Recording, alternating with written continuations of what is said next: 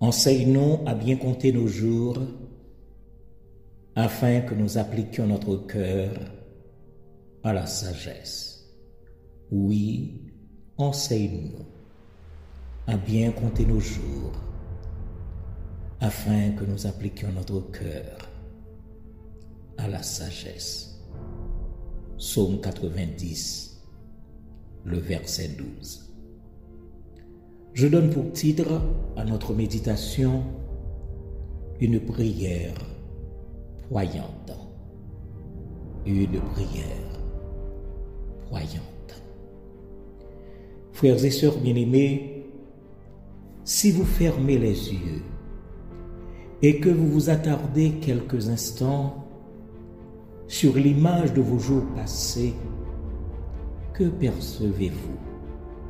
Quelle image retenez-vous lorsque vous pensez à votre vie? Le temps s'écoule rapidement, emportant avec lui des moments que nous pensions avoir pour vivre. Combien d'entre nous ont fait l'expérience de perdre des proches sans y être préparés? Combien d'entre nous vivent chaque jour avec un sentiment d'urgence, sans jamais vraiment prendre le temps de se poser la question fondamentale: comment devrais-je vivre ma vie dans ce monde où tout est éphémère? Le temps est un don de Dieu, un trésor précieux.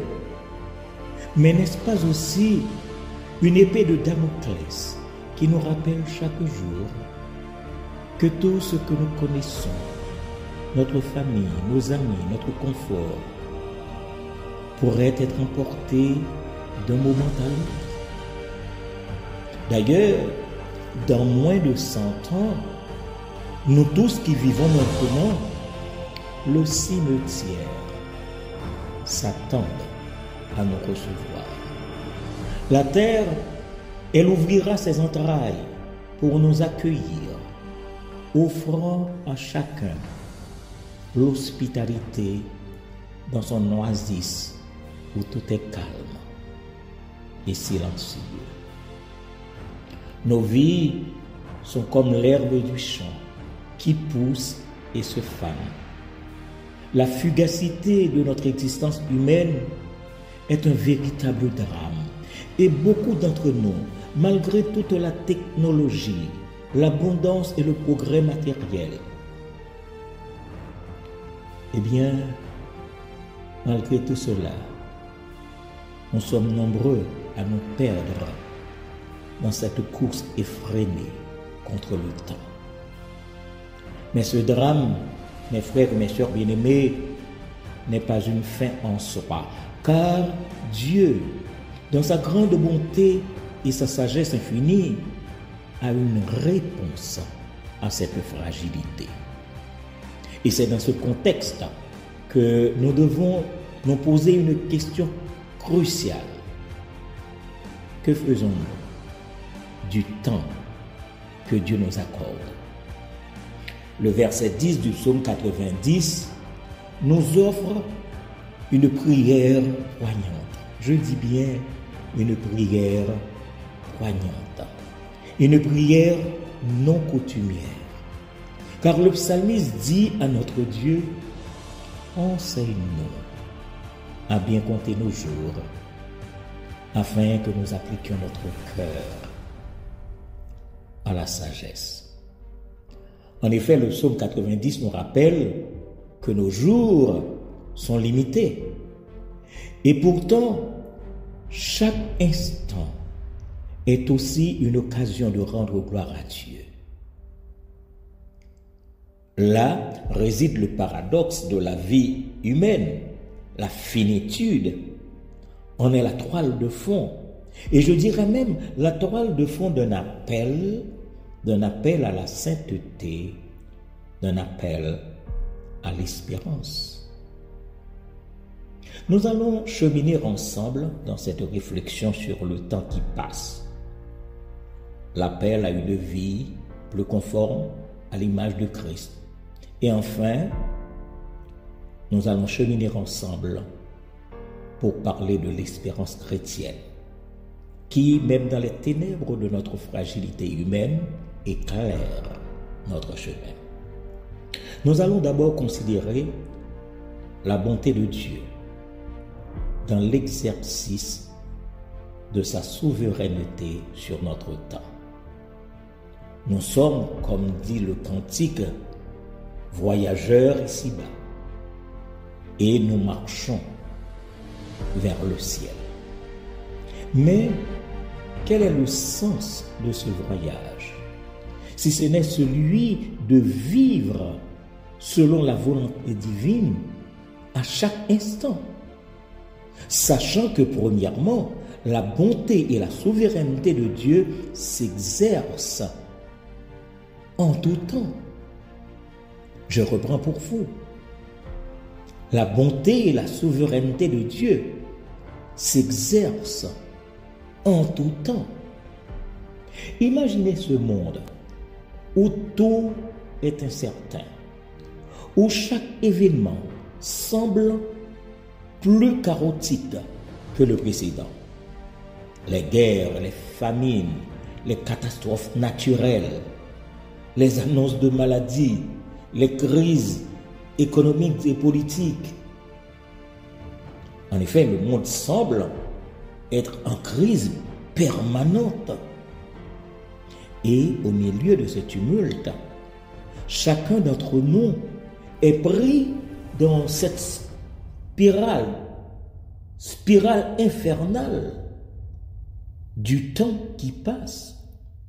Chaque jour, chaque heure devient une lutte pour trouver du sens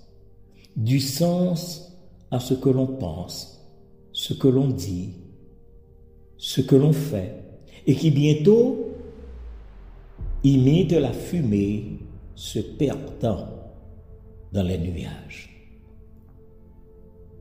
Tandis qu'au milieu de ce tourbillon, nous devons nous rappeler quelque chose de fondamental.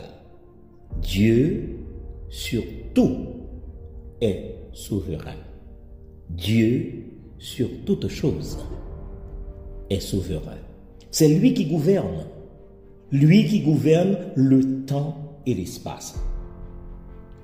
Le psaume 90, les versets 1 et 2 nous le rappellent en déclarant: Seigneur, tu as été pour nous un refuge de génération en génération.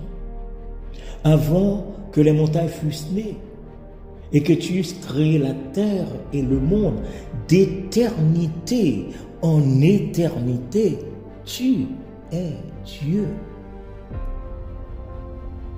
Dans cette perspective, alors, le temps ne nous échappe pas. Au contraire, Dieu qui vit dans l'éternité, il contrôle tout, aussi dans l'éternité. Nos vies, avec leurs souffrances et leurs joies, sont entre ses mains.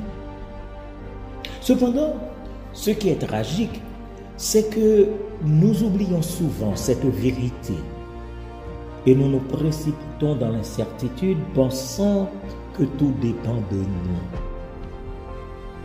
Comme le disait le philosophe Albert Einstein, le temps est un maître cruel.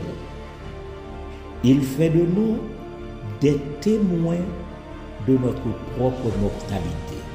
Je reprends pour vous. Le temps est un maître cruel. Il fait de nous des témoins de notre propre mortalité. En effet, le temps, bien qu'un don de Dieu, semble parfois nous échapper, nous laissant face à l'inconnu.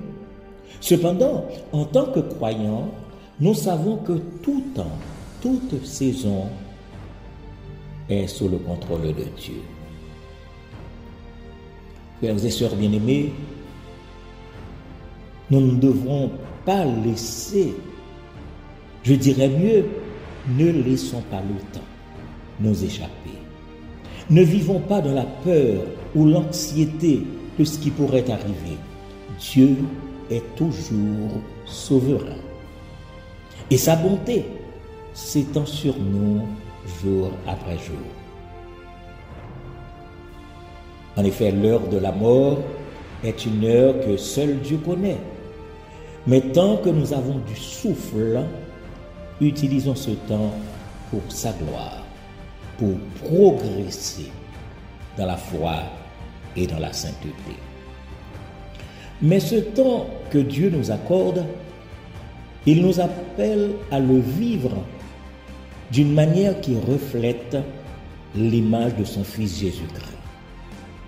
L'appel à la sainteté, ce n'est pas une option, mais de préférence une réponse à l'amour de Dieu et à sa grâce.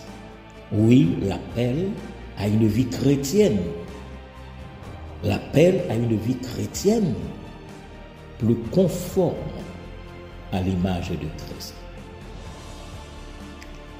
Dans ce monde, l'ombre de l'égoïsme et de l'individualisme semble planer sur nous tous. À chaque coin de rue, à chaque interaction, nous voyons des gens détournés de leur but éternel, cherchant à combler le vide de leur cœur avec des choses qui ne dureront pas. Nous vivons dans un monde où les priorités sont inversées, où l'apparence et la réussite mondaine prennent le dessus sur les valeurs de l'Évangile. Hélas. En effet, le cantique au numéro 244 du recueil des chants d'espérance, section française, que nous aimons chanter, nous appelle à une vie de grâce, une vie d'amour, une vie de délivrance. Sommes-nous véritablement prêts à vivre ainsi?